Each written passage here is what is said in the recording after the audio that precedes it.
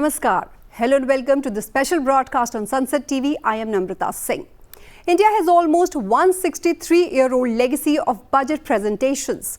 The first budget was introduced by Scottish economist James Wilson in 1860 under the East India Company rule. Since gaining independence in 1947, India has made great strides towards economic autonomy through liberalization and visionary policy making. Over the course of more than 75 years, the country has moved beyond its colonial past to become an economic powerhouse. But where did the process originate from? When did India make its first budget? Here is an overview of the history of union budgets in India, highlighting how it all started and the milestone decisions made along the way.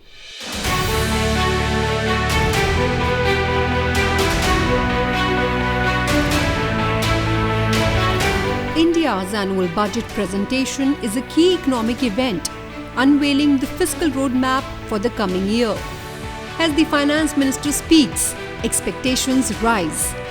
The union budget outlines the government's financial strategy, priorities and growth goals, focusing on tax reforms, infrastructure and social welfare. It balances immediate needs with long-term sustainability, influencing markets, industries and citizens. ये budget आज की aspirational society, गांव, गरीब, किसान, मध्यम वर्ग सभी के सपनों को पूरा करेगा. According to Article 112 of the Indian Constitution, the Union Budget is a financial statement of the government's estimated revenue and expenditure for the year prepared for the period from April 1st to March 31st.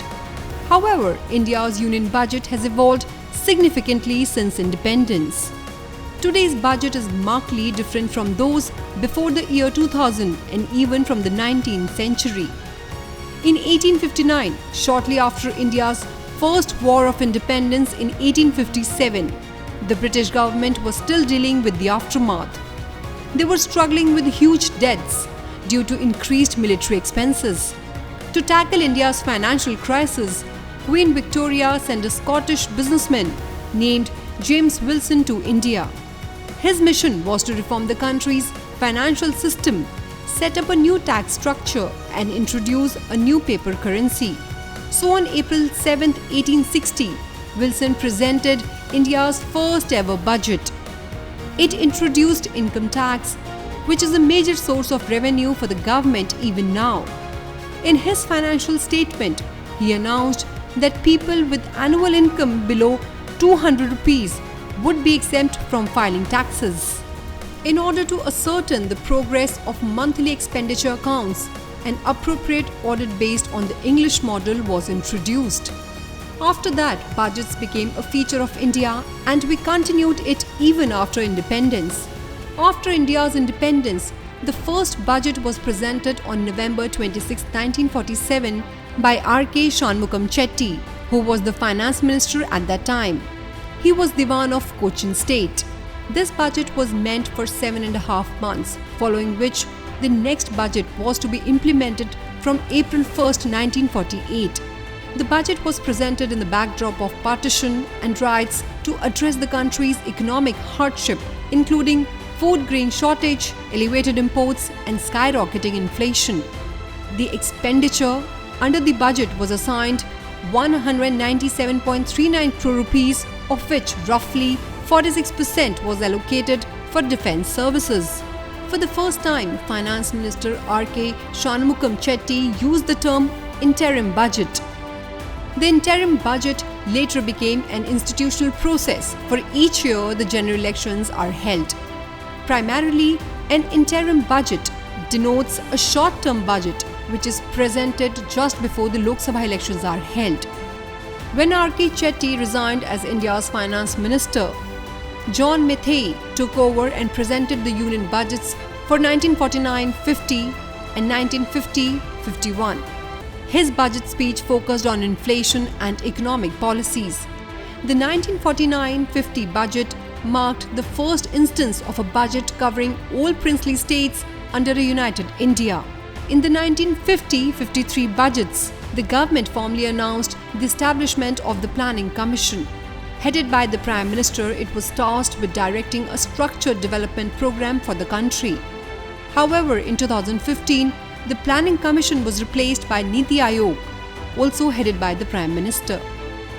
John Mathai was succeeded by C.D. Deshmukh, who served as the first Indian governor of the Reserve Bank of India and later as Finance Minister. Deshmukh presented an interim budget for 1951-52. During the period from 1950 to 1955, India's fortunes notably improved. In the budget for 1955-56, the government proposed different tax exemption limits for married and unmarried individuals as part of a family allowances scheme initiative. From 1947 to 1955, the Union budget was exclusively published in English. However, in 1955-56, the government broke away from the British Raj era tradition and began publishing it in Hindi as well. Former Prime Minister Morarji Desai holds the record for presenting the highest number of budgets in India's history. During his tenure as Finance Minister from 1962 to 1969, he presented a total of 10 budgets, including 5 annual budgets and 1 interim budget, during his second tenure as both Finance Minister and Deputy Prime Minister. The budget for the financial year 1973-74 is famously known as the Black Budget due to the nation's deficit of 550 crore rupees. Finance Minister Yashwant Rao Chavan presented this budget on February 28, 1973, during a severe financial crisis in India's history. Afterward, Pranab Mukherjee became Finance Minister, becoming the first Rajya Sabha member to hold the position. He presented the annual budget for the financial year 1982-85. Finance Minister V.P. Singh presented the Union budget for 1985-86. This budget marked the first step towards dismantling the Licence Raj in India. It introduced MODVAT, Modified Value Added Tax, credit to reduce the cascading effect of taxes paid by consumers. The budget also launched a crackdown on smugglers, black marketeers and tax evaders. In 1991, India underwent significant economic changes when P.V. Narasimha Rao and Dr. Manmohan Singh opened the country to foreign investors and eased global trade regulations. This period saw economic reforms like liberalization and privatization. Presented during a time of looming economic collapse, the budget slashed customs duties from 220% to 150% and implemented measures to boost exports. The Union budget for the year 1997-98 was termed as the Dream Budget for its comprehensive economic reform roadmap in India. It included reductions in income tax rates, the removal of surcharges on corporate taxes, and lowered corporate tax rates. After the general elections in March 1998, the first NDA-led government under Prime Minister Atal Bihari Vajpayee came to power. Finance Minister Yashwant Sinha presented the general budget on June 1, 1998. Yashwant Sinha's Millennium Budget in 2000 set the stage for the growth of India's information technology industry.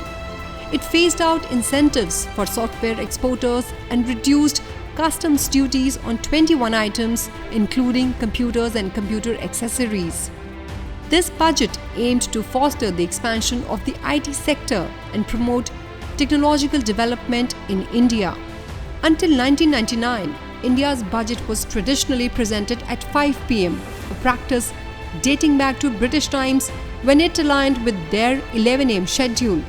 However, Finance Minister Yashwant Sinha of the NDA government changed this tradition with the budget for the financial year 1999-2000, presenting it at 11 a.m. on February 27, 1999. Since then, the budget has been presented annually at 11 a.m. During UPA 1 and UPA 2, led by the Congress Party from 2004 to 2014, the focus was on social welfare, enhancing rural livelihoods and developing infrastructure. The Union budget of 2013-14 aimed to reduce the fiscal deficit and revive growth amidst the country's severe slowdown. In 2014-15, Finance Minister Arun Jaitley presented the Union Budget under Prime Minister Narendra Modi's newly elected government.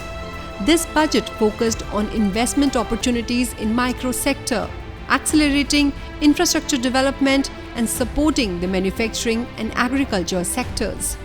It introduced Sabka Saath Sabka Vikas and launched the Skill India program for youth development. Additionally, the budget allocated 70.6 billion rupees for smart cities, 2.29 trillion rupees for defense, and aimed to limit the fiscal deficit to 4.1%. The Union Budget presented for 2017-18 marked a significant change in tradition. Before 2017, the budget was presented annually at the end of February. Finance Minister Arun Jaitley introduced a new practice by shifting the budget presentation date from the end of February to February 1st in 2017. Since then, the tradition of presenting the budget on February 1st has continued. The railway budget was also integrated with the Union Budget from 2017. The budget 2017-18 contains three major reforms. First, the presentation of the budget has been advanced to the 1st of February to enable the Parliament to avoid a vote on account and pass a single appropriation bill for 17-18 before the close of the current financial year. Second, the merger of the railway budget with the general budget is a historic step. Until 2016, the railway budget and the general budget were presented separately. However, in 2017, they were merged, allowing the Finance Ministry greater flexibility in managing funds across sectors and planning for multimodal transport, including waterways, railways, and highways, more effectively. Finance Minister Arun Jaitley presented the Union Budget 2018-19 and introduced the Ayushman Bharat scheme, aimed at providing health insurance to the public. The budget also included a significant formalization drive for the MSME industry with 3,794 crore rupees allocated for capital support and industry subsidies by 2022. In the interim budget 2019-20 presented by Finance Minister Piyush Goyal just before the elections, the focus was on providing immediate relief.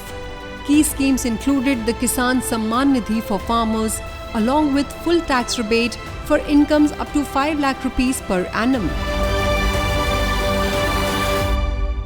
I, Nirmala Sitharaman, do swear in the name of God that I will bear true faith and allegiance to the Constitution of India. In 2019, Nirmala Sitharaman made history as India's first full-time woman finance minister. Her tenure marked a new chapter, focusing on resolving tax issues by ensuring timely refunds to bank accounts and involving the public in budget preparation. Under the Modi government, the tax assessment process was modernized, enhancing transparency and accessibility. Measures like e-challan reduced fake currency and tax evasion.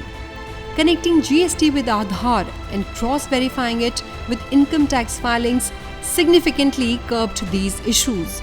Tax administration, once prone to corruption, became more efficient. Now I come to what everyone is waiting for. Personal income tax. I have 5 major announcements to make in this regard. These primarily benefit our hard-working middle class. The first one concerns rebate. Currently, those with income up to 5 lakh do not pay any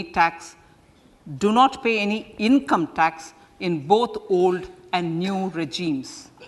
I propose to increase the rebate limit to 7 lakhs in the During her tenure, the incumbent Finance Minister Nirmala Sitharaman presented union budgets that aimed at socio-economic reforms. The 2019-20 budget provided tax relief to the middle class, bolstered education, healthcare and support for MSMEs. It also made PAN and Aadhaar cards interchangeable. The 2020-21 budget introduced new optional income tax rates for earners up to 15 lakh rupees annually and outlined 100 lakh crore rupees infrastructure investment over 5 years. In response to COVID-19 pandemic, the 2021-22 budget prioritized healthcare and vaccination funding, allocating 35,000 crore rupees and imposing an agriculture infrastructure cess on petrol and diesel. For 2022-23, 10 lakh crore rupees was allocated for capital investments to spur growth, create jobs and develop infrastructure and private sectors. The 2023-24 budget focused on Amrit Kal, the next 25 years, aiming to elevate India to developed status by 2047. It emphasized 7 growth pillars and allocated 2.4 trillion rupees for Indian Railways. इस budget में continuity का confidence है। ये budget विकसित भारत के 4 स्तंभ युवा, गरीब, महिला और किसान सभी को एम्पावर करेगा। निर्मला जी का ये बजट देश के भविष्य के निर्माण का बजट है। इस बजट में 2047 के विकसित भारत की नींव को मजबूत करने की गारंटी है। Finance Minister Nirmala Sitharaman also holds the record for India's longest budget speech.